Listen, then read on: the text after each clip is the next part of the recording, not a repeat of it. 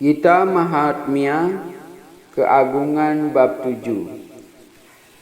Dewa Siwa berkata, Parwati yang aku cintai, sekarang aku akan menyampaikan kepadamu keagungan bab 7 Bhagavad Gita.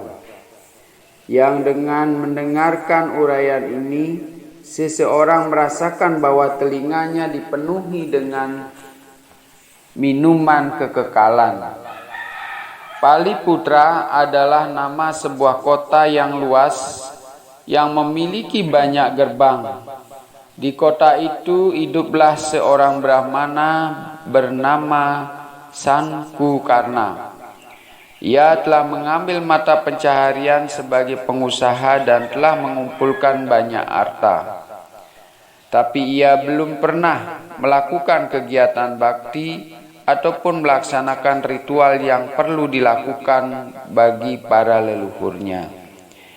Ia menjadi sangat kaya sampai raja-raja agung pun dijamu makan di rumahnya.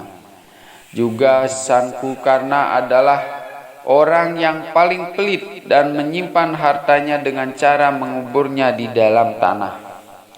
Suatu kali ketika Brahmana itu pergi bersama anak-anak dan sanak keluarganya untuk tujuan acara perkawinannya yang keempat, mereka berhenti di sebuah tempat untuk beristirahat pada malam hari.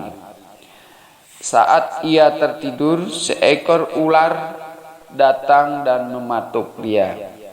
Ketika anak-anak dan kerabatnya menyadari bahwa seekor ular telah menggigit Sankukarna, mereka memanggil tabib dan membaca mantra.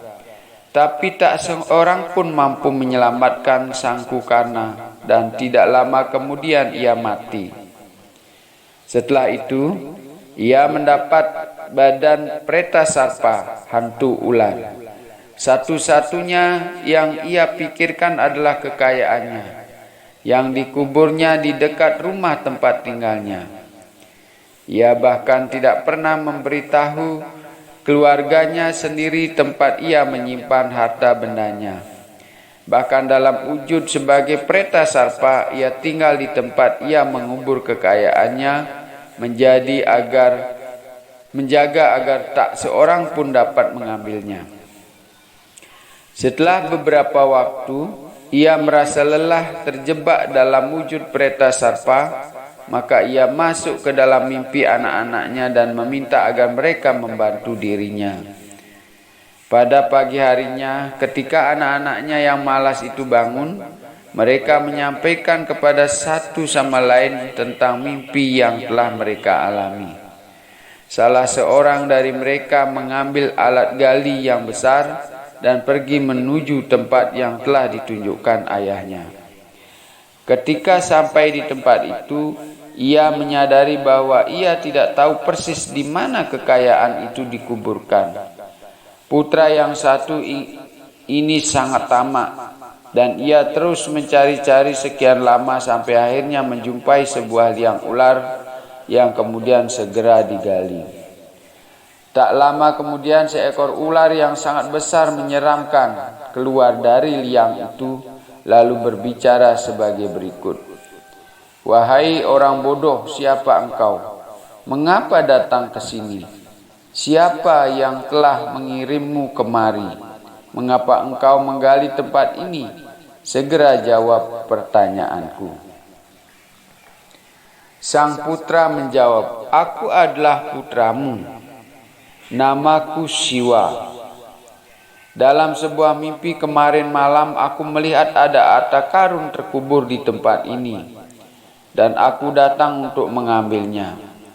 Ketika mendengar Siwa berbicara demikian, Pretasarpa itu mulai tertawa dan berkata, jika engkau adalah putraku, mengapa engkau tidak melaksanakan ritual yang diperlukan untuk membebaskan aku dari keadaan bagian di neraka ini?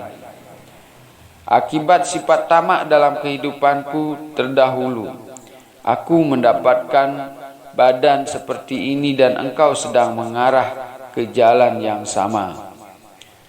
Sang putra bertanya, "Wahai ayah, katakanlah kepadaku, bagaimana ayah akan bisa terbebas dari keadaan di neraka ini?" Preta Sarpa itu berkata, bukan dengan derma, tapasya atau yatnya jenis apapun. Hanya dengan mengucapkan bab 7 Bhagavad Gita aku bisa terbebas dari roda kelahiran dan kematian. Putraku yang baik, selenggarakanlah upacara serada dan pada hari itu undanglah seorang brahmana yang terbiasa mengucapkan bab 7 Bhagavad Gita dan jamulah ia dengan makanan berlimpah.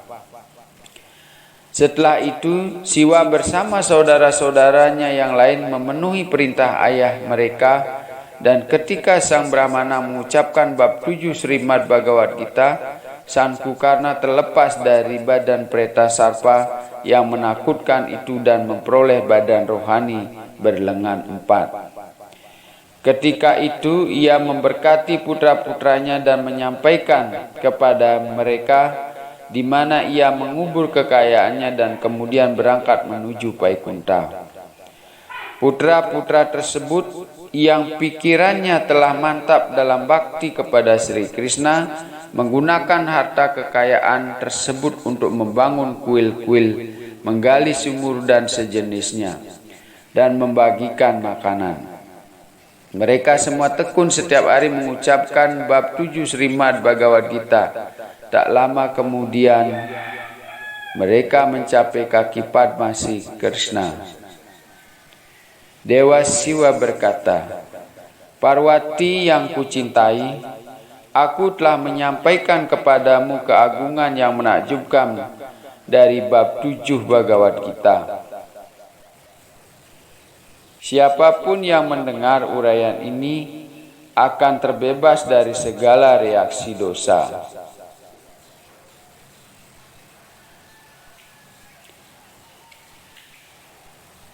Ekad sastram Depaki putra Gitam, Eko dewo Dewaki putra Eva, Eko mantra tasya nama ni yani, Karmapi ekam tasya dewasya sewa.